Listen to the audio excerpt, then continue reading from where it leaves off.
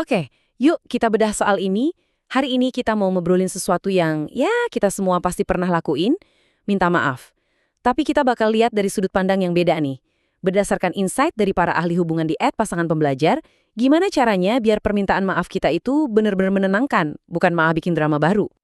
Pernah nggak sih kamu ngerasain hal ini? Kamu udah niat baik minta maaf, tapi kok suasananya malah makin tegang, makin gak enak. Kalau pernah, tenang, kamu gak sendirian. Ini tuh pengalaman yang umum banget dan jujur aja bikin frustrasi ya kan? Nah, ini dia inti masalahnya. Kalimat dari Pasangan Pembelajar ini tuh kena banget. Gak semua permintaan maaf itu sama efeknya. Ada yang rasanya hampa, gak tulus, atau malah yang lebih parah, bikin hati makin sakit. Ini momen yang paling bikin bingung kan? Kita udah nuruin gengsi, udah bilang aku minta maaf, tapi kok pasangan kita mukanya masih aja sedih atau marah?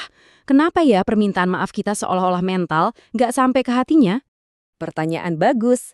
Ternyata ada satu kesalahan umum, satu refleks yang sering banget kita lakuin tanpa sadar, yang justru menyabotase niat baik kita sendiri. Penasaran apa itu? Yuk, kita bongkar. Nah, ini dia biang keroknya. Refleks untuk langsung membela diri. Pas kita merasa diserang atau disalahkan, naluri pertama kita apa coba? Pasti menjelaskan, maksud aku nggak gitu, kasih alasan, atau bahkan membenarkan tindakan kita. Dan justru, inilah yang merusak permintaan maaf. Coba deh lihat, perbedaannya di sini. Jelas banget. Begitu kita pakai kata tapi, itu secara otomatis membatalkan permintaan maaf sebelumnya.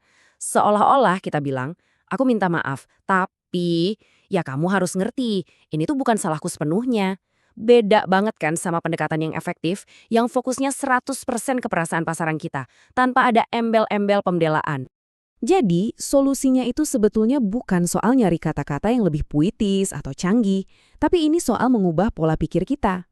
Sebuah pergeseran psikologis yang kelihatannya simple, tapi efeknya luar biasa kuat, yaitu bergeser dari melindungi diri sendiri menjadi memahami perasaan orang lain. Inilah yang dalam psikologi hubungan disebut permintaan maaf yang empatis. Kata kuncinya cuma satu, empati. Ini semua tentang mengakui dan memvalidasi rasa sakit yang dirasakan pasangan kamu, nggak peduli apa niat awal kamu sebenarnya.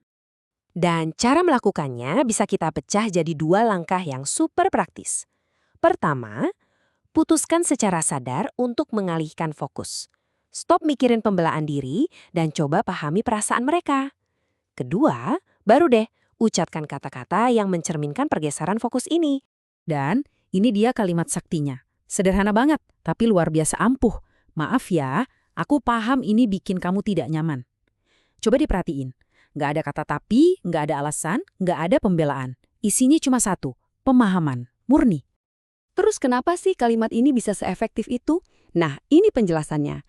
Kalimat ini secara langsung memvalidasi emosi mereka. Seolah bilang, perasaan kamu itu penting dan aku mengakuinya. Ini juga nunjukin kalau kita paham dampak perbuatan kita ke mereka. Karena nggak ada alasan, pintu untuk berdebat jadi tertutup. Dan yang terpenting, pintu untuk penyembuhan bersama jadi terbuka lebar. Oke, sebagai penutup, yuk kita refleksi bareng-bareng. Setelah kita tahu semua ini, coba deh tanyakan ke diri sendiri, apa sih bagian yang paling sulit buat kamu kalau harus minta maaf?